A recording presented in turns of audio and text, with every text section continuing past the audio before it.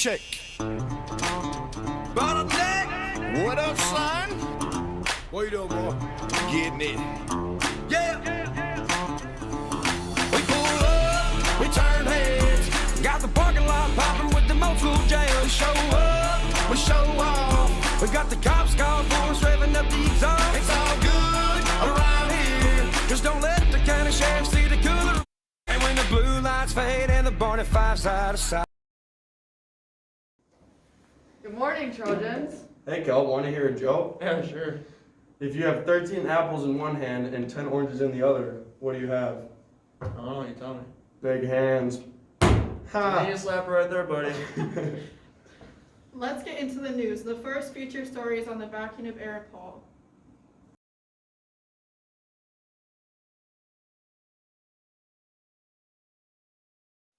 It is that time of year again. Snowball at New Prague High School. In this story, we are asking certain people their thoughts on Snowball as a whole and highlighting Aaron Paul's candidacy towards Snowball King. Alrighty. So nice to be here with you today, Trevor. We're going to ask you a couple questions about Snowball, if you don't mind. Oh yeah, alright. So what is your opinion on Snowball in general?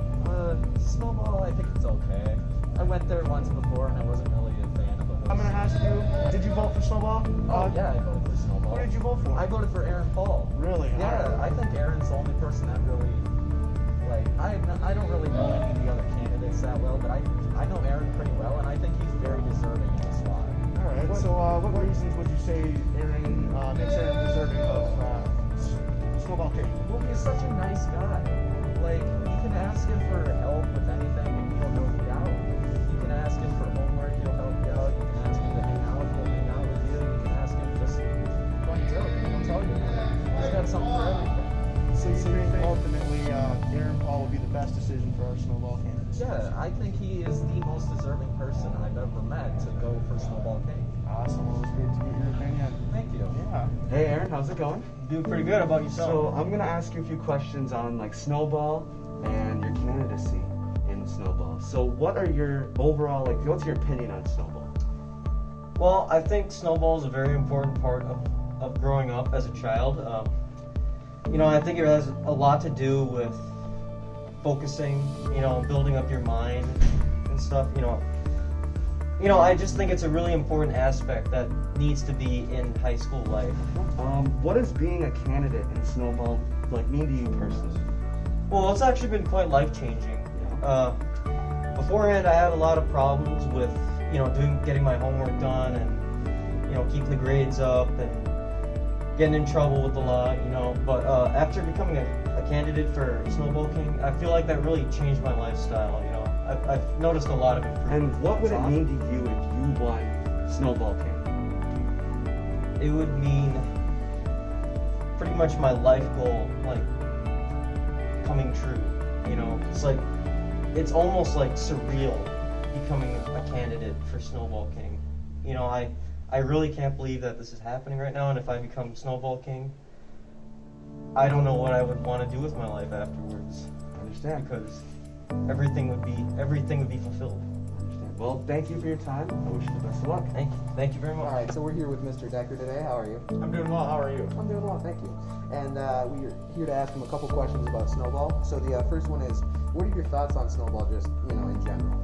I think Snowball is probably one of the most magical times of the year. It really is emotional when the snow is falling and the kids are all excited about this big event and a dance and all of that, and we can crown our Snowball royalty. I think it really pulls the whole community together, so I'm 100% Question, how do you feel about them not having a dance this year? Really disappointed because I've heard so many good things about our school dances, especially how the kids behave and some of the things that are done. I can assume that it would be the same, so I'm really disappointed. It's always get some great stories after the school dances. Unfortunately, I've never had a chance to chaperone one. I really missed the boat on that opportunity because there's nothing else I'd rather do than catch students dancing inappropriately and have to come between them. But I've been busy, so I haven't been able to.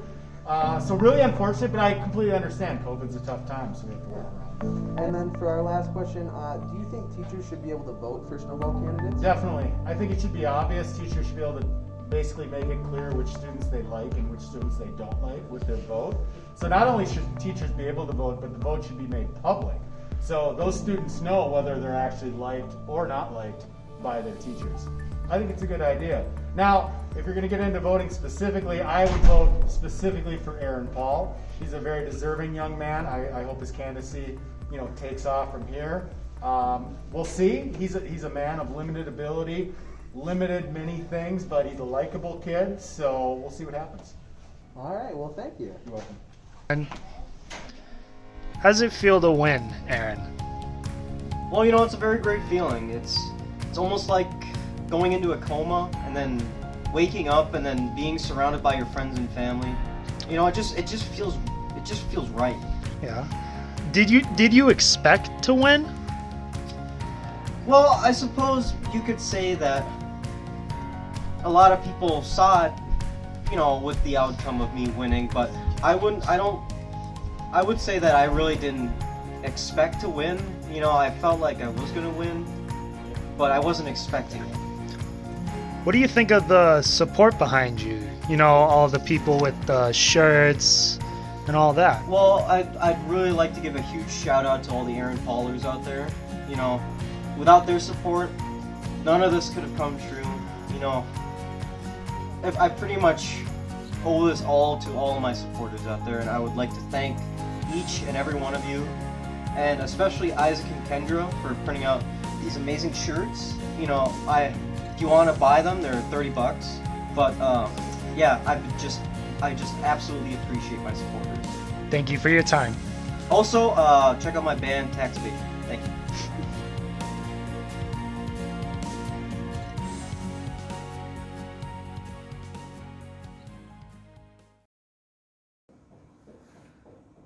That was pretty cool. Now on to the second feature story. They will be talking about Tiger Woods' car accident.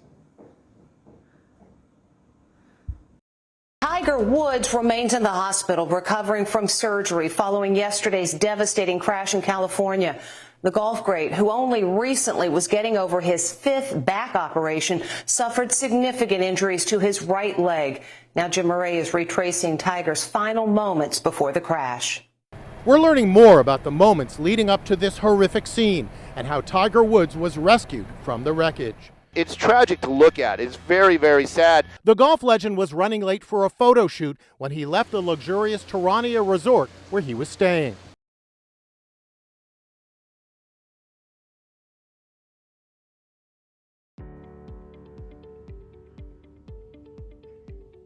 What does Tiger Woods mean to you?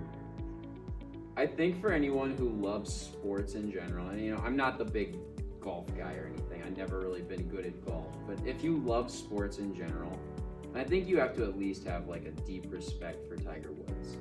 I mean, I'm old enough to remember even back at the early part of this decade when he went through all those personal issues. He hit rock bottom, he had all sorts of injury problems, and then he, a couple of years ago in 2019, was able to come all the way back and win the Masters. And that's just like the highlight of what sports is supposed to be, right? So for someone who loves competition, to compete, it's just a perfect example of why we love sport. And that this guy's able to overcome all the obstacles, and he's able to like just work his butt off and then finally again win at the highest level. How do you think Tiger's crash will impact the rest of his career? Normally I would say this has got to be it, right? It's probably just time to hang it up. But like I just said, I mean, it's Tiger Woods. If anyone's going to overcome an obstacle like this, it's Tiger. So to be honest, I don't know the answer. I think he'll probably give it a shot. And if he wins again, that would be insane. But if I had to guess, my guess is this probably is the beginning of the end, if not the end of Tiger Woods.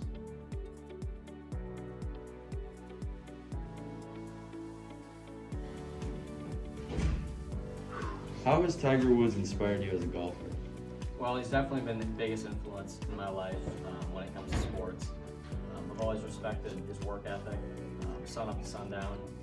He always hungry for the win, something that's very rare to find in athletes. And he's something I tried to emulate all the time. From work ethic to, fist pumps, uppercut all the time. Anytime I made a clutch putt, I try to do that. How do you think Tiger's crash will impact the future of his career? Well, I can't say I'm as optimistic as maybe in the past. I think we've sometimes taken for granted of how resilient he is. After the scandal in 2009, after his DUI in 2015 it was, 2017, I forget which one. We always just kind of take for granted that he can bounce back from anything. But I think he was just had his 5th back surgery, and then to get into a big car wreck like that with 2 broken legs, it's hard to think that he's going to ever play again, or at least play competitively. I mean, we're lucky he's alive because, he saw the car. Someone could easily die from that. So it's really sad to think that we'll probably never see him definitely break Jack's record of 18 majors. Even though that was kind of out of the question, you'd still want to see him win 83 tournaments. He's one away, so kind of a bummer, but I'm just lucky he's alive. Or we're all lucky because he's got 2 kids, a girlfriend, so it'd really be a shame if he didn't play again, but it's probably not going to happen.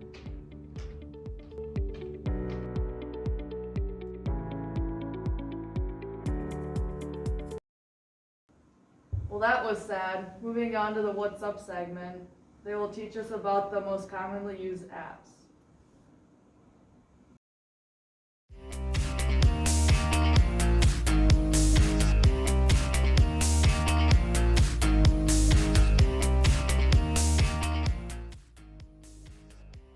According to the App Store, TikTok is the #1 most downloaded app, with YouTube in 2nd, Instagram in 3rd, Facebook in 4th, and Messenger in 5th, with Snapchat in 6th. We also took a poll of 20 people, and 35% said that TikTok was their favorite, 25% said that Snapchat was their favorite, and only 15% said that Instagram was their favorite. Let's see what New Prague staff and students have to say about their favorite app. So Mallory, what social media app do you use the most? I would have to say TikTok, just because when I watch it, the time passes by faster, and they're very funny videos. Nice. Thank you. Yep. What is your favorite social media and why? I would say I'm not a big fan of social media. I don't use it very often, but the one I use the most is probably Twitter, because it's just easiest to see kind of what's going on in the world, keep myself updated a little bit on the news and stuff like that. Okay, thank you. Hey Taylor, what's your favorite social media and why? Facebook, for Facebook Marketplace. So Mr. Bell, what's your favorite social media and why? Right away I want to say, well, let's go TikTok. I mean, there's a lot of funny stuff on there. You can just sit and scroll for 20, 30, 40 minutes. Okay, thank you. Yep. What's your favorite social media and why? I'm a really big nerd, so there's a app called Goodreads.com. I mean, it's a website, but not with an app. And you can keep track of what books you're reading, and then it generates suggestions for your next book to read, and so that's my favorite. I use that every day.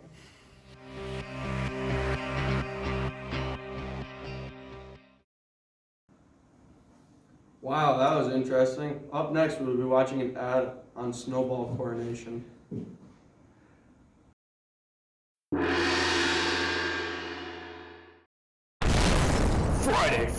Friday! Join in the Snowball Coronation.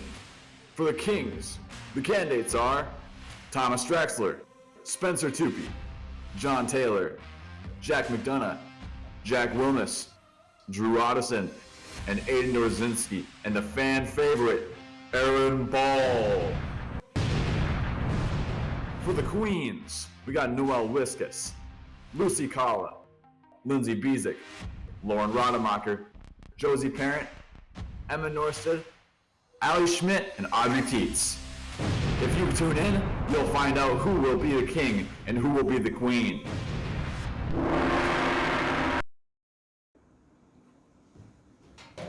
The final story will be a PSA on vaping.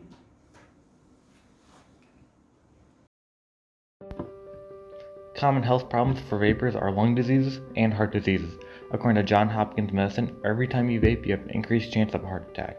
Every time you vape, you're putting metal inside your lungs. In 2019, over 5 million high schoolers and middle schoolers reported vaping. Vaping isn't cheap either, spending $20 a month to $100 a month. Don't vape, it's not cool. Vaping causes many health problems in people who vape.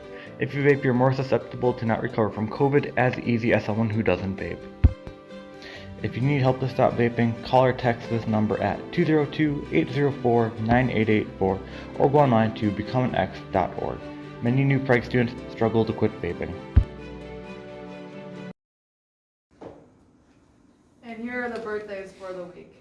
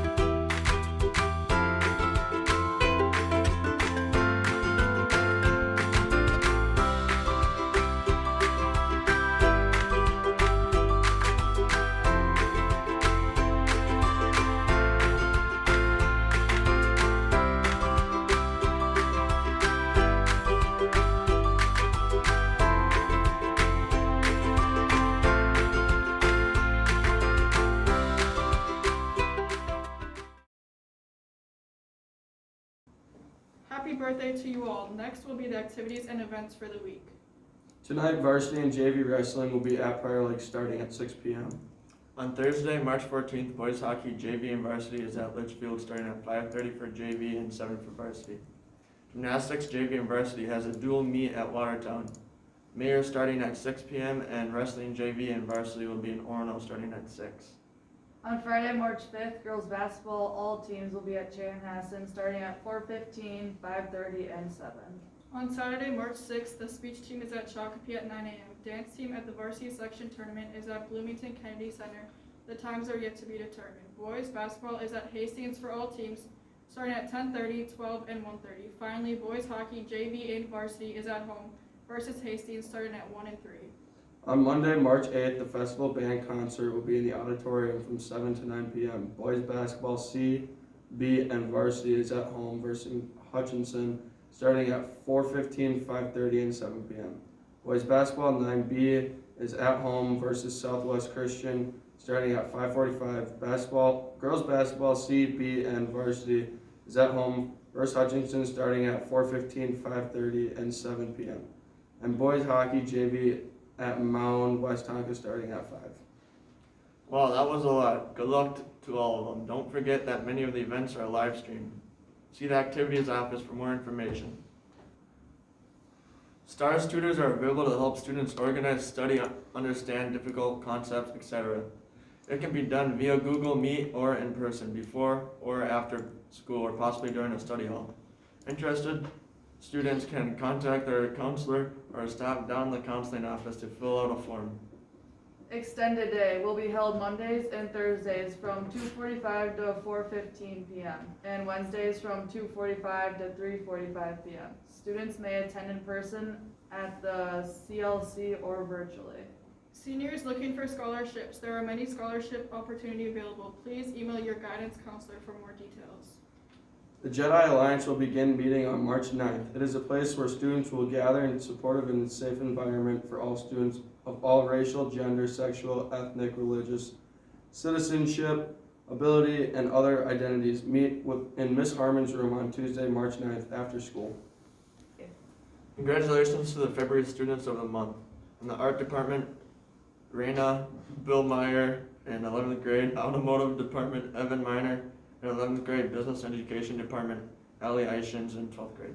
In the Family and Consumer Science Department, Bella Pexa in 12th grade, Industrial Technology Education Department, Noah Solheid in 12th grade, Language Arts Department, Micah Anderson in 10th grade. Math department, Christian Zweber in 11th grade. Music department, Libby Hummel in 12th grade. Physical education or health department, Jack Thomas in 12th grade.